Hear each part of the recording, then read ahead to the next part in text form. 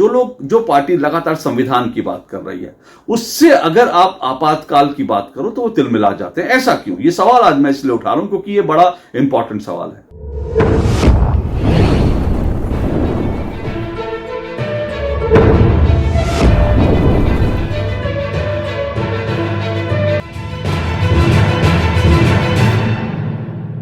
तो जैसी उम्मीद थी, या यूं कहें कि जैसी आशंका थी, ठीक वैसे ही हुआ। 18वीं लोकसभा के पहले सत्र के पहले दिन की शुरुआत जिस तरह से हंगामे के साथ हुई, ठीक वैसी ही उम्मीद और वैसी ही आशंका थी। और यह कहा जा रहा है, अभी तो यह ट्रेलर है, अगले 5 साल तक 18वीं लोकसभा में क्या कुछ होने वाला है, इसकी जो झलक है वो पहले दिन मिल गई। ट्रेलर हमको मिल गया, पिक्चर अभी बाकी है। यह माना जा रहा था कि जिस तरह से चुनाव नतीजे आए हैं उसके कारण विपक्ष के हौसले बुलंद हैं और विपक्ष अगले 5 साल तक सरकार को घेरने के लिए कुछ ऐसा ही करेगा। और विपक्ष ने पहले ही दिन अपने तेवर दिखा दिए।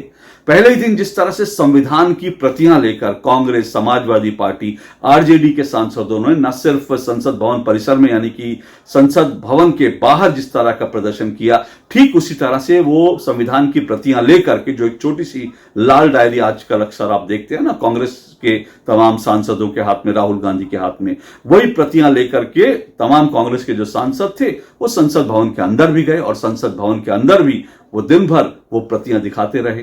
राहुल गांधी से इन दिनों जब कोई सवाल पूछा जाता है तो अपनी लाल डायरी दिखा देते हैं। पहले दिन यही हुआ, लोगों ने उनसे जो भी सवाल किए उन्होंने वो लाल डायरी दिखा दी।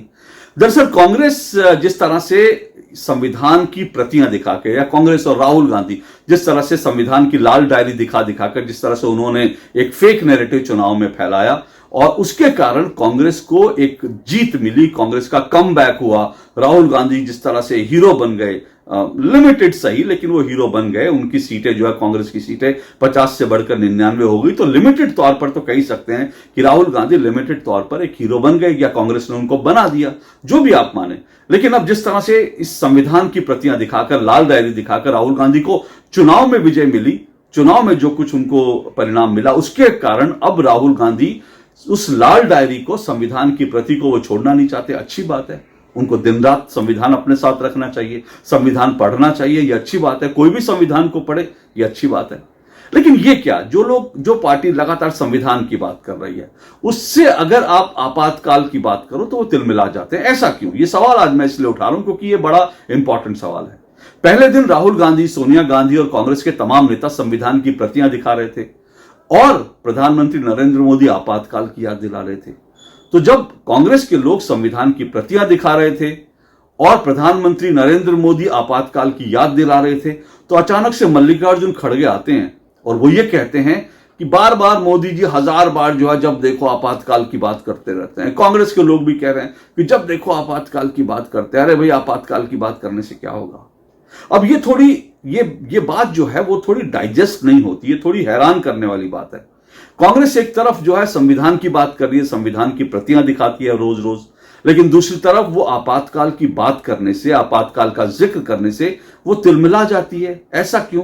अब इस बात को जानना समझना बहुत जरूरी है और आज के दौर में और आज के दिन इस बात को समझना बहुत जरूरी है कि आखिर क्यों राहुल गांधी आज भी जब उनसे आपातकाल पर सवाल किया जाता है तो सवाल का जवाब ना देकर वो संविधान की प्रति दिखाने लगते हैं। और आखिर क्यों आज भी जब मल्लिकार्जुन खड़गे से जब आपातकाल की बात होती है तो वो कहते हैं कि मोदी जी 1000 बार आपातकाल की बात करते हैं। ऐसा क्या है? दरअसल 25 जून 1975 आज जो तारीख है, आज 50 साल पूरे हो रहे हैं। 25 जून 1975 भारत की आजाद भारत के इतिहास का वो दिन है जब देश में पहली बार आपातकाल लगा। और राहुल गांधी जी आज जो संविधान दिखाते हैं, राहुल गांधी और विपक्ष जो बार बार कहता है कि संविधान खत्म हो जाएगा, जो एक फेक नैरेटिव चुनाव के दौरान से ही राहुल गांधी लगातार फैला रहे हैं। तो आपको यह बता दूं कि इस देश में आजादी के बाद से लेकर अब तक सिर्फ एक बार संविधान को चिंदे चिंदे करके उड़ाया गया था।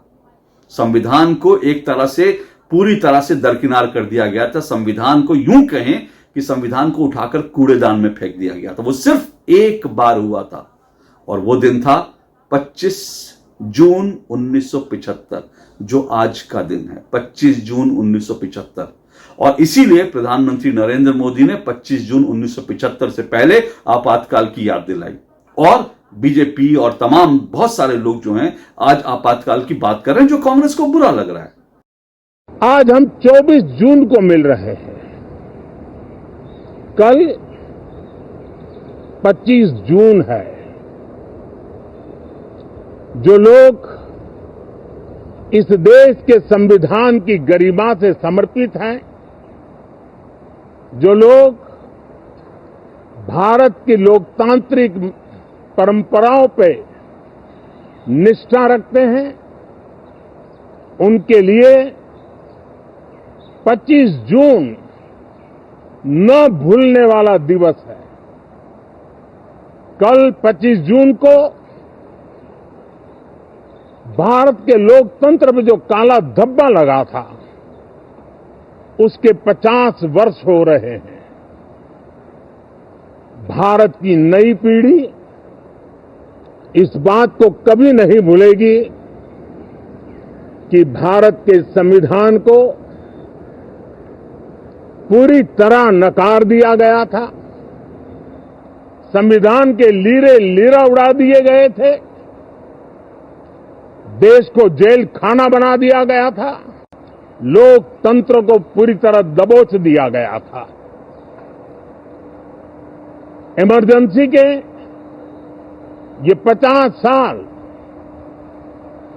इस संकल्प के हैं कि हम गौरव के साथ हमारे संविधान की रक्षा करते हुए भारत के लोकतांत्रिक परंपराओं की रक्षा करते हुए देशवासी संकल्प लेंगे कि भारत में फिर कभी कोई ऐसी हिम्मत नहीं करेगा जो 50 साल पहले की गई थी और लोकतंत्र पे काला धब्बा लगा दिया गया था।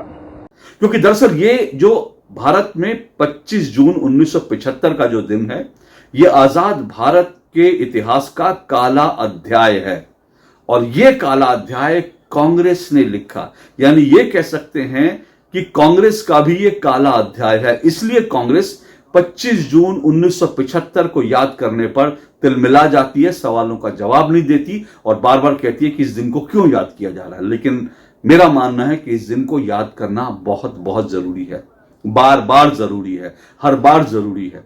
देश की नई पीढ़ी, आज जो लोग कह सकते हैं कि आज जो लोग 18 साल के हैं, 19, 20, 25 साल के हैं या 30 साल के हैं, वो लोग कहेंगे कि आज आपातकाल की बात क्यों हो रही है, आज इतना पुराना इतिहास, इसकी बात क्यों हो रही है। इस इतिहास की बात करना, इस इतिहास को याद करना बहुत बहुत जरूरी है।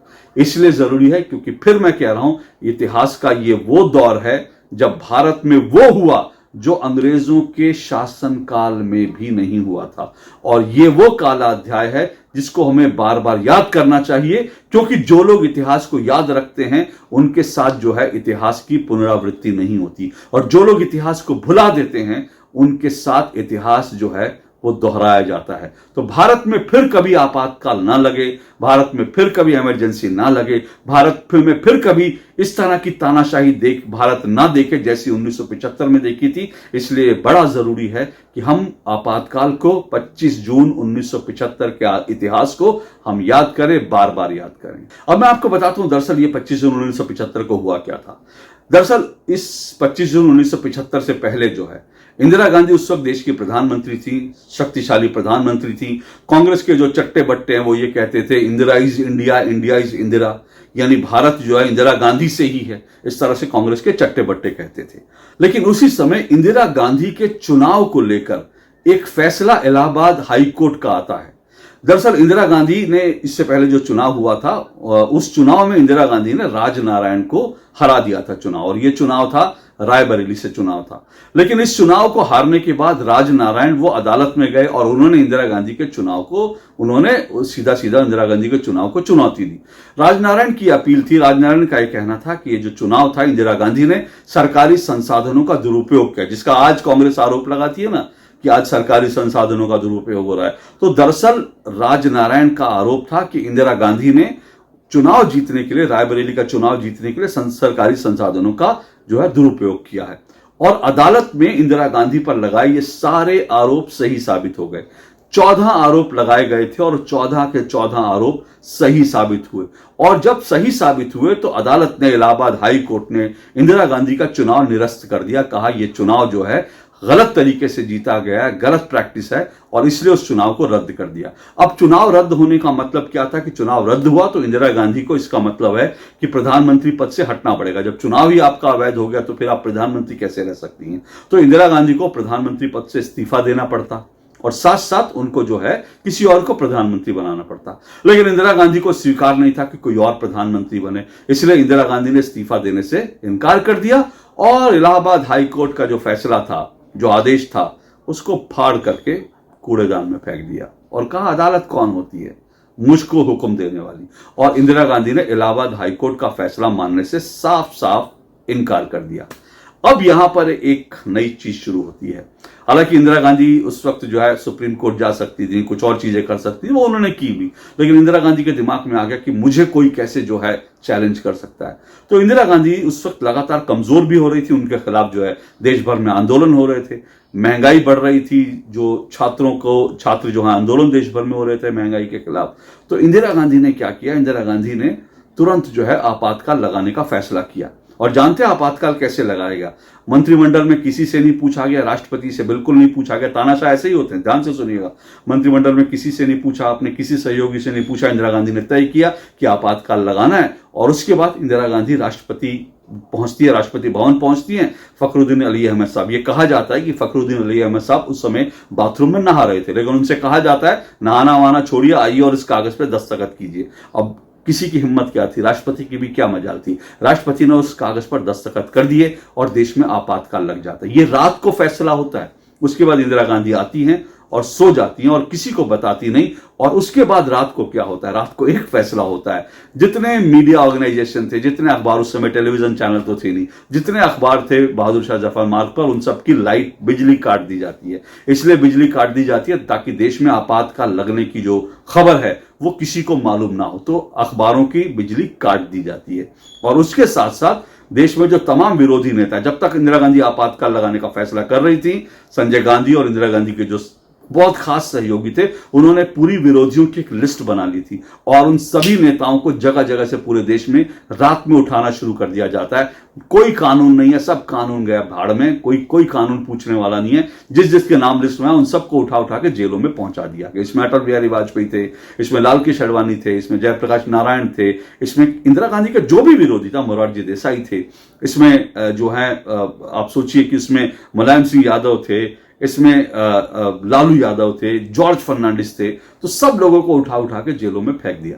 तो इस तरह से इंदिरा गांधी अब पूरी तरह से तानाशाह बन गई थी। और सुबह जो है 6 बजे कैबिनेट की मीटिंग बुलाई गई। या सोचिए, सुबह 6 बजे इंदिरा गांधी कैबिनेट की मीटिंग बुलाती हैं और सबको कहती हैं कि भैया मैंने आपातकाल लगा दिया। और सोचिए उस पूरी कैबिनेट में किसी की ये हिम्मत नहीं थी, औकात नहीं थी इंदिरा गांधी जी से सवाल करता कि भाई आपने आपातकाल क्यों लगाया, इसकी जरूरत की थी। किसी की कोई सवाल पूछने की हिम्मत नहीं थी, ना किसी ने पूछा और देश में आपातकाल लगा दिया गया। और उसके बाद देश भर में धरपकड़ शुरू हुई।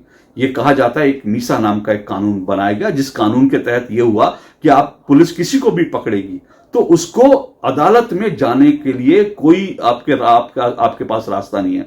आप अदालत में जाकर चैलेंज नहीं कर सकते अपनी गिरफ्तारी को। पुलिस जिसे चाहेगी वो गिरफ्तार कर लेगी। तो इस तरह से देश भर में 1 लाख से ज्यादा लोगों की गिरफ्तारी हुई। ये थी असली तानाशाही। लेकिन सिर्फ इतना नहीं हुआ, अभी तो और भी कहानी सुनिए। जब लोगों की गिरफ्तारी हो रही थी तो उनमें महिलाओं को भी गिरफ्तार किया गया और राजनीतिक कार्यकर्ताओं को, जो तमाम राजनीतिक कार्यकर्ता यानी जो विपक्ष में मिलता, जो इंदिरा गांधी की जय जयकार नहीं बोलेगा, जो इंदिरा गांधी के साथ नहीं खड़ा, उसकी जगह जेल में। या तो आप इंदिरा गांधी के साथ हैं या आप जेल में, बिल्कुल तय कर दिया गया था। और इसके अंदर जो है 10 साल के बच्चे, ऐसा बताया जाता है कि छोटे छोटे बच्चे, क्योंकि जब उस समय सब कुछ चल रहा था तो छोटे छोटे बच्चों को तो पता नहीं होता। कई बच्चों ने कहीं पर किसी ने कहा और जोश में आकर उन्होंने इंदिरा गांधी मुर्दाबाद नारा लगा दिया। किसी ने नारा लगाया, पता चला उस छोटे बच्चे को, 10-10 साल के बच्चों को उठाकर जेल में डाल दिया गया। ये होती है असली तानाशाही। आज राहुल गांधी जो कहते हैं ना तानाशाह तानाशाह तानाशाह, डरा हुआ तानाशाह, तो डरा हुआ तानाशाह कैसे होता है? ये राहुल गांधी जी को अपनी दादी के उस दौर को देखना चाहिए जो 25 जून 1975 से शुरू हुआ था। अच्छा, उसके बाद क्या, ये सब गिरफ्तारियां चल रही थी। फिर जो है पहले दिन तो अखबारों की बिजली काट दी गई थी। उसके बाद क्या होता है, उसके बाद बाकायदा अखबारों के दफ्तरों में हर अखबार के दफ्तर में एक अधिकारी नियुक्त कर दिया गया और यह कह दिया जाता है कि अखबार वाले अपनी मर्जी से कुछ नहीं छाप सकते। जो भी आपको अखबार में रिपोर्ट छापनी है, पहले वो जो अधिकारी है, कौन अधिकारी, जो सरकार का बैठाया हुआ अधिकारी है, पहले सरकार का बैठाया हुआ अधिकारी जो है खबर को देखेगा, वो वेट करेगा और उसके बाद अगर वो ओके करेगा तो वो खबर छपेगी। अगर उस अधिकारी ने उसको काट दिया तो वो खबर आप छाप नहीं सकते। तो इस तरह से जो है लगातार जो है जो तमाम मीडिया था, मीडिया का गला घोट दिया गया। मीडिया को कोई आजादी नहीं थी। आज मीडिया की आजादी का हल्ला होता है, आज सब जगह लोग खुलकर बोलते हैं। प्रधानमंत्री नरेंद्र मोदी और अमित शाह सबके विरोध में बोलते हैं, लेकिन उस समय इंदिरा गांधी के विरोध में नहीं बोल सकते थे आप, क्योंकि उस समय देश में तानाशाही थी, उस वक्त देश में आपातकाल था, असली वाली इमरजेंसी थी, ये नकली वाली नहीं। आज जिसको लोग बोलते हैं ना, वो नकली वाली, असली वाली इमरजेंसी थी। तो इस तरह से जो है, अब उसके बाद जेल में जिन लोगों को गिरफ्तार करके ले जाया जाता था, उनको भयंकर यातनाएं दी जाती थी। जानते हैं कैसी कैसी यातनाएं दी जाती थी? उनको हवाई जहाज बना दिया जाता था, रस्सी से बांध कर लटका दिया जाता था और उनके तलवे में जो है छड़े मारी जाती थी, डंडे मारे जाते थे, बर्फ की सिल्लियों पर लेटाया जाता था। इस तरह से हाथ को रख दिया जाता था और हाथ जमीन पर रखकर इसके ऊपर कुर्सी रख दी जाती थी और कुर्सी के ऊपर कोई मोटा सा मुस्टंडा पुलिस वाला बैठ जाता था। सोचिए कितना असहनीय पीड़ा होती थी। और उसके बाद क्या होता था, सिगरेट जो है, जली हुई सिगरेट से वो लोगों को दागा जाता था, जली हुई सिगरेट से जगह जगह दागा जाता था। इस तरह से उनको यातनाएं दी जाती थी। और इससे बड़ी बात, जेलों में निर्वस्त्र करके घुमाया जाता था, उनको पेशाब पीने के लिए मजबूर किया जाता था और इनमें महिलाओं के साथ भी होता था। आप सोचिए कि महिलाओं के साथ इस तरह का घिनौना काम हिंदुस्तान में हो रहा था, लेकिन कोई कहीं बोल नहीं सकता था। जेलों में कई लोगों की मौत हुई जिसका कहीं ऑफिशियल रिकॉर्ड नहीं है, क्योंकि सरकार से कोई सवाल नहीं पूछ सकता था। तो इसलिए जेलों में कितने लोगों की मौत हो गई, कितने लोग जेल से जब बाहर निकले तो उनकी मौत हो गई, इसका कोई रिकॉर्ड नहीं है। इस तरह से सैकड़ों लोगों की आपातकाल में मौत हुई थी। इस तरह की भयंकर यातनाएं जेलों में दी गई थी। और तानाशाही देखिए, किशोर कुमार, क्योंकि उस समय संजय गांधी और इंदिरा गांधी जो है, वो कोई ऐसी बात हुई जिसके कारण जो है वो सरकार किशोर कुमार से नाराज होगी, तो ऑल इंडिया रेडियो में किशोर कुमार के गाने बंद हो गए। किशोर कुमार के गाने ही नहीं चलेंगे। आप सोचिए कि ये तानाशाही थी। आप फिल्मों में किसी को इस तरह से करें, ये तो पहली बार ऐसा सुन रहे हैं ना। लेकिन इससे पहले सोचिए, पहली बार नहीं है, मजरू सुल्तानपुरी जो फिल्मों के गाने लिखते हैं, उनको इंदिरा जी के पिताजी ने, पंडित जवाहरलाल नेहरू ने जेल भेज दिया था, क्योंकि मजरू सुल्तानपुरी ने जवाहरलाल नेहरू का विरोध कर दिया था, तो मजरू सुल्तानपुरी को भी जेल भेज दिया था। लेकिन आप सोचिए, किशोर कुमार के गाने जो है बैन कर दिए गए इस तरह से। और देश भर में नसबंदी, क्योंकि उस समय यह सरकार ने कहा कि भाई हमें जनसंख्या को दुरुस्त करना है।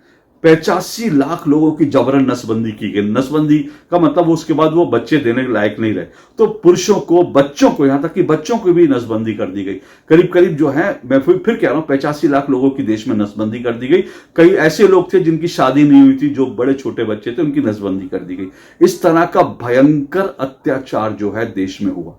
लेकिन इस भयंकर अत्याचार से लोगों ने लड़ना शुरू किया। लोगों ने, खास करके आरएसएस जैसे जो स्वयंसेवी संगठन थे। अच्छा, कम्युनिस्ट जो अपने आपको बड़ा क्रांतिकारी कहते हैं, लेकिन कम्युनिस्ट ने बिल्कुल, कांग्रेस के सामने कम्युनिस्टों ने, वामपंथियों ने सरेंडर कर दिया था और कहा ये आपातकाल बहुत अच्छी चीज है। बाद में कम्युनिस्टों ने इसके लिए माफी मांगी, लेकिन बड़ी बात क्या है कि गांधी परिवार ने आज तक भी माफी नहीं मांगी। जब राहुल गांधी से भी सवाल पूछा गया, राहुल गांधी कह सकते थे कि भाई मैं संविधान के साथ हूं और देश में आपातकाल फिर नहीं लगेगा, जो कुछ हुआ गलत हुआ और उस समय जो है उसके लिए मैं शर्मिंदा हूं। लेकिन राहुल गांधी ने एक बार नहीं कहा कि वो इंदिरा गांधी के इस कुकृत्य पर शर्मिंदा है। कितने लोग, और सबसे बड़ी बात जानते हैं क्या, जो लोग मारे गए, जिनके ऊपर अत्याचार, वो अलग बात है, कितने लोग थे जिनकी नौकरियां चली गई। लोग, बच्चे भूख से तड़प रहे थे, क्योंकि उनके, इंदिरा गांधी के कोई खिलाफ बोलता तो उसकी सरकारी नौकरी चली जाती, दूसरी नौकरी चली जाती। तो घर में छोटे छोटे बच्चे, लेकिन लोगों के पास खिलाने के लिए पैसे नहीं है। पिता जो है वो घर में नहीं है। ये चीज मेरे साथ भी हुई थी, मैं अपनी बात आज नहीं करूंगा, लेकिन पिता घर में नहीं है, कोई कमाने वाला नहीं है, राशन नहीं है घर में, पड़ोसियों से लेकर आप राशन खा रहे हैं, पड़ोसियों से उधार लेकर आप जो है बच्चों का पेट भर रहे हैं। इस तरह की चीजें इस देश में हुई थी। लोग इसको भूल जाना चाहते हैं, कांग्रेस इसको भूल जाना चाहती है, तो इसलिए भूल जाना चाहती है क्योंकि ये वो इतिहास है जो हमको बार बार याद दिलाता है तानाशाही कैसी होती है। और एक बात बताता हूं मैं, इस देश में आज तक कभी ऐसा नहीं हुआ, आज तक हिंदुस्तान में कभी ऐसा नहीं हुआ, अंग्रेजों के राज में भी ऐसा नहीं हुआ था कि आम लोगों के जीने का अधिकार छीन लिया गया। यानी जीने का अधिकार जो है वो हमेशा लोगों के पास होता है, अंग्रेजों के राज में भी था, लेकिन आपातकाल इमरजेंसी के दौरान लोगों का जीने का अधिकार भी छीन लिया गया था।